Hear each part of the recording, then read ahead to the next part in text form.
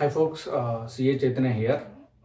Today I would like to explain about the recent case study called Safari Retreats Private Limited.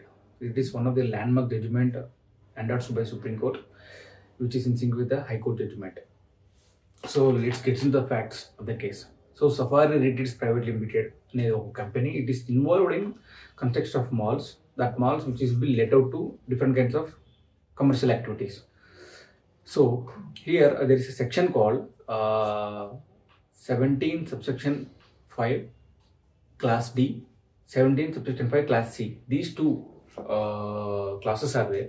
So ఈ safari retreats private limited అనే company ఒక malls కన్స్ట్రక్షన్లలో use చేస్తుంది. దీనికి కావాల్సిన input services అని like the construction of building materials, electric wires, so different kinds of things, input services like accounting, consulting, any kind of services it has been utilised for input services. So what this company has done, it has been started accumulating all these input tax credits and it thought to utilize this input tax credit against its taxable supply of renting of these commercial buildings. So ఇది safari retreats limited అనుకుంది అనమాట. ఇలా చేసుకోవచ్చు కదా, నాది output ఎలాగో tax అవుతుంది, so నా దగ్గర ఇన్పుట్ ఉంది, ఇన్పుట్ యూజ్ చేసుకోవచ్చు కదా అని. So there comes the section called 17 subsection 5 class C and 17 subsection 5 class D, which restricts utilization of input tax credit with respect to construction of immobile property. 17(5)(c), 17 subsection 5 class C, it restricts utilization of works contract services with respect to construction of immobile property other than P&M, other than plant and machinery. So we are not supposed to utilize the ITC whatever with respect to the construction of immobile property other than plant and machinery. ఒక plant and machinery కాకుండా ఏదైనా సరే ఒక land or building మనం construct చేస్తే, immovable property మనం construct చేస్తే దాని మీద వచ్చే ITC in the form of works contract bills మనం యూటిలైజ్ చేయకూడదు.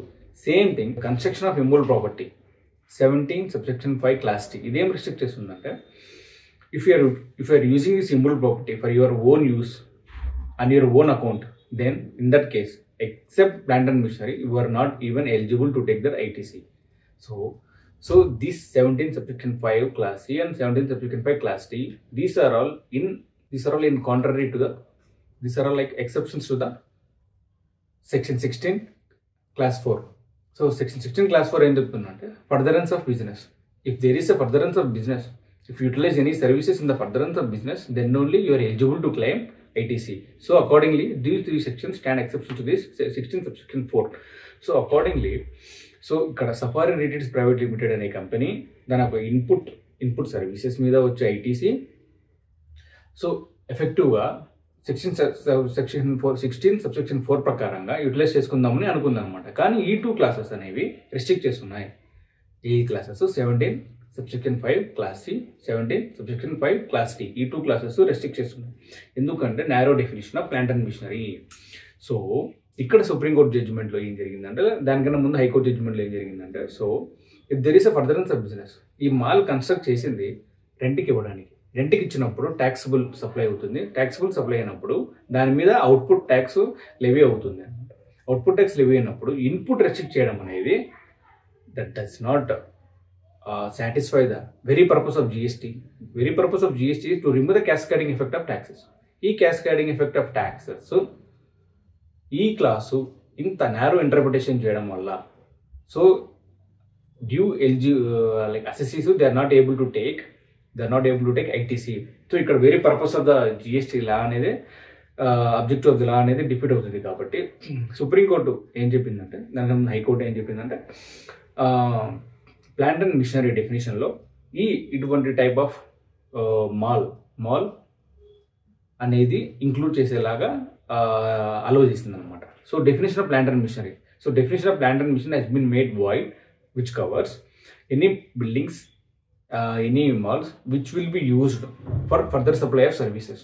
సో అకార్డింగ్లీ ఈ plant and machinery as per Supreme Court definition, as per Supreme Court ఇచ్చిన వైడ్ ఇంటర్ప్రిటేషన్లో ఈ ప్లాంట్ అండ్ మిషనరీ డెఫినేషన్లో ఇలాంటి మాల్స్, ఏమైనా commercial buildings which has been utilizing for rental purpose అనే దాంట్లో ఇది కవర్ అవుతుంది అనమాట. So accordingly they are eligible to take ITC.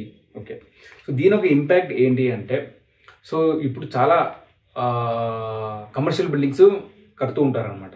దానికి ఇంకర్ అయ్యే దానికోసం మనం ఇంకా ఈ ఇన్పుట్ సర్వీసెస్లో మీద ఇటువంటి ఐటీసీ మనం ఇంతవరకు తీసుకోం, కానీ ఇప్పటి నుంచి తీసుకునే అవకాశం సుప్రీంకోర్టు మనకు ఇచ్చిందనమాట through Safari Retails Private Limited. But still department contention తర్వాత ఎలా అవుతుందో సో అనేది తెలియదు అనమాట. ఇక్కడ ఒక చిన్న స్కోప్ గ్యాప్ ఉంది అనమాట, చిన్న నేరో గ్యాప్ ఒకటి ఉంది. ఎందుకంటే డిపార్ట్మెంట్ మేక్ కంటెంట్, ఇక్కడ సుప్రీంకోర్టు ఇచ్చిందంటే it's not give like wider interpretation. Supreme Court ఇచ్చిందంటే కేస్ టు కేస్ బేసిస్లో మనం ఫంక్షనాలిటీ టెస్ట్ యూస్ చేసి whether this building will fit in to this definition of plant or not అనేది మనం అనలైజ్ చేయాలి. So we cannot take it at is granted. So every building మనం construct చేసేసి మనం రెంట్కి ఇచ్చేసి దాని మీద వచ్చే ఇన్పుట్ అంతా మనము తీసుకొచ్చని అని కాదనమాట. So if the building is constructed as per technical requirements, అక్కడ ఉన్న టెక్నికల్ రిక్వైర్మెంట్స్ ప్రకారము it has any specialised role ఉన్నాయన్నప్పుడు మాత్రమే we're eligible to take. So it does not open the doors for every ITC to claim మనకి ఇచ్చిన every building. So ఇక్కడ మనం ఒక చిన్న డిస్క్లైమర్లో మనం చూసుకోవాలన్నమాట, లేకపోతే డిపార్ట్మెంట్తో అనవసరంగా నోటీసెస్ వచ్చే ఛాన్సెస్ అయితే చాలా ఉన్నాయి. So this all about safari Retails Private limited. Thank you, and please like, share and subscribe to my channel.